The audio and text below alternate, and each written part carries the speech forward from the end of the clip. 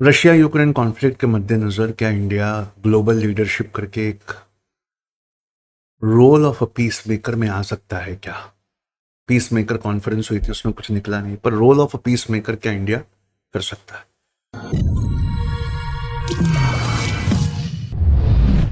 Bilateral relations में, politics में और इन चीज़ों के तहत आप जो है इंडियन डायस्पोरा में, इंडियन इंटरेस्ट में आप इस क्वेश्चन को एक्सपेक्ट करिए।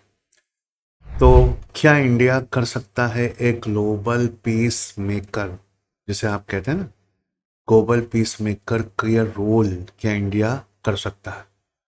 ठीक है, ग्लोबल पीस मेकर बनने के लिए किसी प्रधानमंत्री को 3 बार चुनकर आना चाहिए। हमारे प्रधानमंत्री आए हुए हैं इस वक्त। ग्लोबल पीस समिट स्विट्जरलैंड में हुआ, अभी हुआ है जून की 15-16 तारीख को, तो इसलिए इस पर क्वेश्चन बनता है। 100 कंट्रीज इसमें आई थी। इंडिया ने खड़े होकर कहा कि साहब, रशिया और यूक्रेन में कॉन्फ्लिक्ट होने की वजह से पूरे ग्लोब में इसका असर पड़ता है। Global energy, global commodities market में दाम बेतहाशा बढ़ते हैं। सबसे महंगा कच्चा तेल हो गया। क्यों? वहाँ से सप्लाई खत्म हुई तो सब वेस्ट एशिया की तरफ दौड़े। तो वहाँ पर आजकल इतना आसान नहीं है वो आपके मैं क्या स्ट्रेट ऑफ हॉर्मुज से पास होना। तो बेतहाशा कच्चे तेल के दाम बढ़े। इकोनॉमीज जो थी वर्ल्ड की, खासकर डेवलपिंग कंट्रीज जो गरीब देश थे, उनके रिसोर्सेस बहुत स्ट्रेच हो गए। वीट वीट का बास्केट है यूक्रेन से रशिया तक, वहाँ से वीट, सस्ता वीट पूरी दुनिया में जाता है, खासकर अफ्रीका में जाता है। और मेटल्स, खास तरह के मेटल्स जो वहाँ मिलते हैं, लिथियम वगैरह, उसके दामों में बेतहाशा बढ़ आई। ओईसीडी, जो दुनिया के सबसे अमीर कबीर देशों का एक समूह है, उन्होंने ये कहा, organisation of economic cooperation and development, उन्होंने कहा कि पैंडेमिक के वक्त भी इतने दाम नहीं बढ़े थे, जबकि पूरी दुनिया का सप्लाई डिसरप्ट हुआ था, जितना ये वार की वजह से बढ़े हैं। खासकर सब सहारन अफ्रीका में, जो इस वीट के खित्ते से सस्ता गेहूं अफ्रीका के इन इलाकों में बिकता है। सब सहारन अफ्रीका, जहाँ डेजर्ट है, सहरा डेजर्ट, सब सहरा अफ्रीका जिसे आप कहें, वहाँ वीट के दाम इतने बढ़ गए कि उन्हें भूखा सोना पड़ा। इंडिया ने G20 की प्रेसिडेंसी के दौरान इस बात को उठाया था। अफ्रीकन यूनियन G20 का पार्ट नहीं है, लेकिन इंडिया ने उनको वहाँ बुलाया था और न्यू दिल्ली ने ये बात रशिया को बताई और यूक्रेन को बताई कि हाँ, हम नॉन अलाइंड है, पर हम आप दोनों के बीच में इस युद्ध का खात्मा चाहते हैं। हमारा एक इतिहास रहा है, we have a long history of promoting peace. हमारी फॉरेन पॉलिसी नॉन अलाइंड रही है। हमने पक्षपातपूर्ण रवैया किसी एक का साइड कभी नहीं लिया है। हमने पीस कीपिंग कॉन्ट्रीब्यूशंस किए हैं।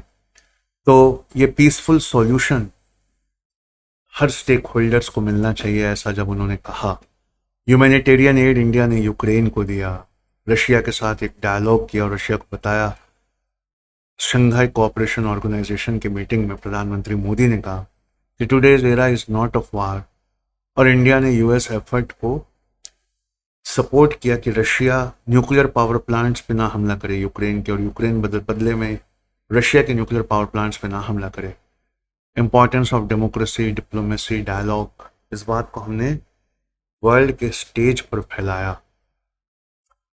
हमने बहुत अच्छे लेक्चर्स दिए वहाँ पर कि यूरोप में जितना जल्दी हो सके शांति बहाल होना चाहिए, वरना पूरी दुनिया, जैसे डीजल है ना और पेट्रोल जो है कच्चा तेल की वजह से आता है, इसके ना कास्केडिंग इफेक्ट्स होते हैं। कास्केडिंग इफेक्ट्स का मतलब क्या होता है कि अगर डीजल का दाम महंगा हुआ तो उसमें ट्रक में जाने वाला चावल, गेहूँ, सबका दाम महंगा हो जाता है।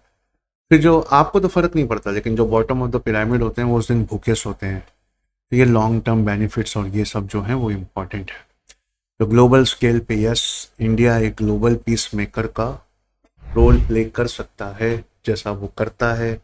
अलग अलग फोरा में वॉइस ऑफ द साउथ बनता है। खासकर G20 की प्रेसिडेंसी में उसने अफ्रीकन यूनियन को जो इज्जत दी, ब्रिक्स का वो मेंबर है, शंघाई कोऑपरेशन ऑर्गेनाइजेशन का वो मेंबर है, यूनाइटेड नेशन में सबसे ज़्यादा, वर्ल्ड बैंक और IMF में सबसे ज़्यादा आवाज़ जो है, इवन एनवायरनमेंट के जो प्रोग्राम्स हैं उसमें सबसे ज़्यादा आवाज़ उठाने वाला है। इंडिया हमेशा से एक ग्लोबल लीडर है, लेकिन उसे जल्दी से जल्दी, जैसे नेहरू करते थे, वैसी मध्यस्थता दिखानी चाहिए, दो देशों के बीच में वो मध्यस्थता उसे दिखानी चाहिए।